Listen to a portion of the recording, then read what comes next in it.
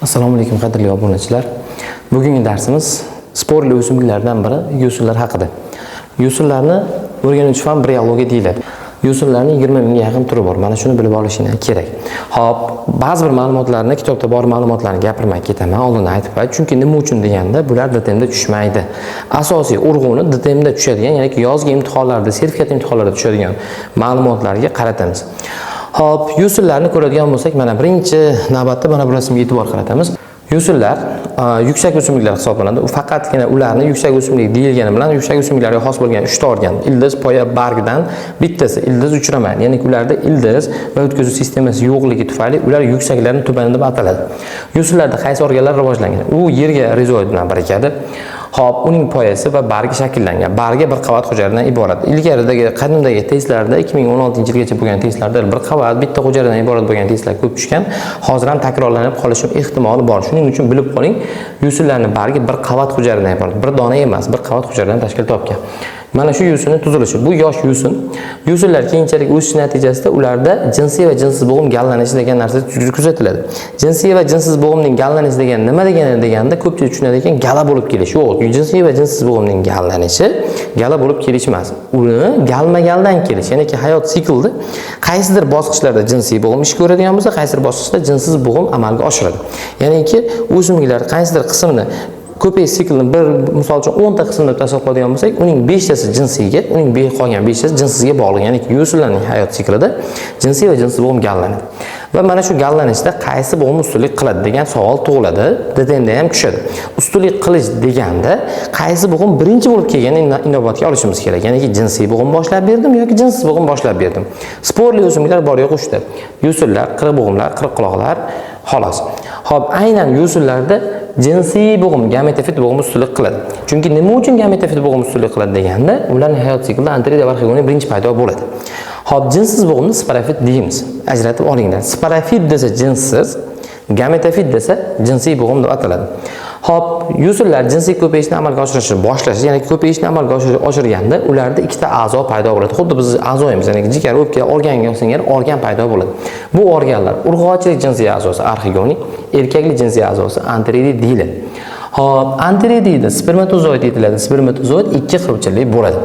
Arxegoniyda bitta tuxum hujayra yetiladi. Ya'ni nechta arxegoniy bo'ladigan bo'lsa, o'simlikda xuddi o'shancha tuxum hujayra bo'ladi. Bitta arxegoniy hosil qilsa bitta tuxum hujayra, o'nlab arxegoniy hosil qiladigan bo'lsa, 10 ta tuxum hujayra paydo bo'ladi. Endi yo'sinlar nam yerlarda, zax bosgan joylarda va ariq bo'ylarida uchraydi va ular yog'ingarchilik paytida, suv toshqini paytida ularda urug'lanish yuzaga keladi. Ya'ni spermatozoidlar anterioriydan chiqib, suv yordamida, xivchilar yordamida, suvda xivchilar yordamida harakatlanib, arxegoniyaga borishi va u yerdagi tuxum hujayrani urug'lantirish kerak bo'ladi. Va mana shu jarayon urug'lanish deyiladi va urug'lanish tashqi suvda kechadi. Hop, endi e'tibor beradigan bo'lsak, buning tuzilishiga e'tibor beraylik. Urug'lanishdan keyin nima hosil bo'ladi? Siz urug'lanishdan zigota hosil bo'ladi. Bu to'xtadi. Endi shu joyatiga qarang. O'simlikda arxegoniya anteriorida turibdi bu jinsiy a'zolar va unda tuxum hujayra va spermatozoid yetilyapti. Bu jinsiy hujayralar. Jinsiy hujayra hosil qilgan bo'g'imni biz gametofit bo'g'im deymiz. Chunki mana bu tuxum hujayra va spermatozoid bu gametalar hisoblanadi. Gametofit bo'g'im bir jinsli hisoblanadi. Nimaga bir jinsli? Unda arxegoniya ham anteriorida ham turibdi-ku. Ha, turibdi. Bir jinsli atamasi o'simlik uchun emas. Aksincha, jinsiy organlar uchun ishlatiladi. Agar ularda bitta organda ham tuxum hujayra, ham spermatozoid yetilganda, ularda bir jins, ikki jinsli deb atardik, bir jinsli emas. Vaholanki bunda faqat tuxum hujayra, bunda faqat spermatozoid yetilgani uchun bir jinsli deb ataymiz. Nima uchun bir uyli o'simlik deyapmiz? Bir uyli o'simlik deyishimiz sababi arxegoniya ham, anteriorida ham bitta poyada turibdi. Shuning uchun ularni bir uyli deymiz. Agar bunda arxegoniya boshqa bir tubda anteriorida joylashganda biz uni ikki uyli derdik. Demak, yo'sinlarning gametofiti bir jinsli, bir uyli o'simlik hisoblanadi. E'tibor berib qo'yish, shu testda tushadi. Keyingisi urug'lanish sodir bo'ldi. Urug'lanish sodir bo'lgandan keyin arxegoniyada, ya'ni kolbachasimon shakldagi arxegoniyada e'tibor bersangiz, kolbaga o'xshab chizganmi, zigota hosil bo'ladi. Zigota hosil bo'lishi bilan yo'sinlarning gametofit bo'g'imi tugaydi. Ya'ni jinsiy ko'payish jarayonidagi jinsiy bo'g'imning roli tugallanadi.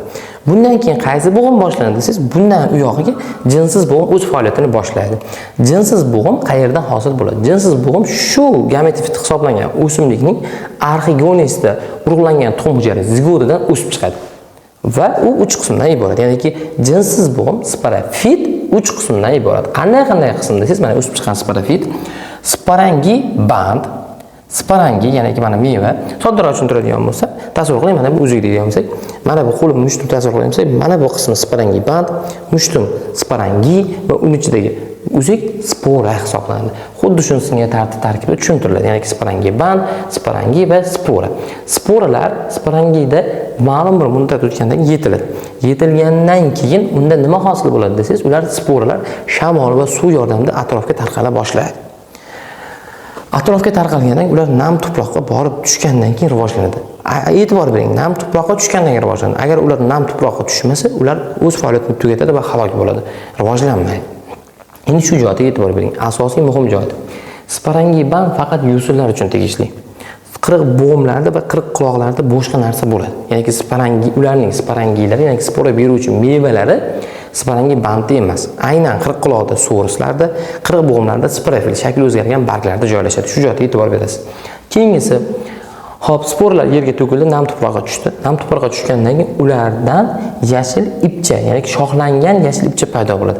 Ipcha nozik bo'ladi, yashil bo'ladi, fotosintez qiladi. Unda kurtaklar bo'ladi va bu kurtaklardan yangi o'simlik unib chiqadi va bu yosh o'simlik bilamizki, bu nima hisoblanadi? Yangi o'simlik gametofiti hisoblanadi va bu gametofit shu yilda emas, kelasi yil bahorda arxigoniya va antridiy hosil qilib ko'payishga amalga oshadi. Asosiy e'tibor shu. Endi keyingisi biz bilishimiz kerak bo'lgan qismi qaysi? Biz bilishimiz bo'lgan kerak asosiy qismi quyidagilardan iborat. Mana shu joyni o'chiraman, sizga chiroyliroq ko'rinadi va e'tibor berishingizni qarab qolaman. Xo'p, bizda DTM testlarini 70-80% tushadigan ma'lumotni aytaman. Ya'ni yo'sin qirg'oqlaridan test tushsa, 70-80% testi mana shu hozir aytadigan va ko'rsatadigan narsam orqali yechish mumkin. E'tibor bering. Hop, jinsiy bo'g'imni biz gametofit deb atadik. Qisqartmasi bu gametofit, ya'ni jinsiy bo'g'im. Hop, jinsiz bo'g'imni sporafit deb atadik. Bu jinsiz bo'g'im qisqartmasi. Endi qarang, gametofit oxirida mana shu yerda o'chirib tashladim. Nima hosil qilyapti desangiz, zigota hosil qilyapti. Sporafit nima hosil qilyapti oxirida? Ko'rib turibmiz, spora hosil qilyapti. E'tibor bersangiz, zigotadan nima o'sib chiqyapti? Sporafit. Demak, zigotadan nima hosil bo'lar ekan? Sporafit. Hop, sporadan keyin yana nima o'sib chiqyapti? Gametofit hosil bo'lyapti. Demak, mana shu joyga e'tibor bering.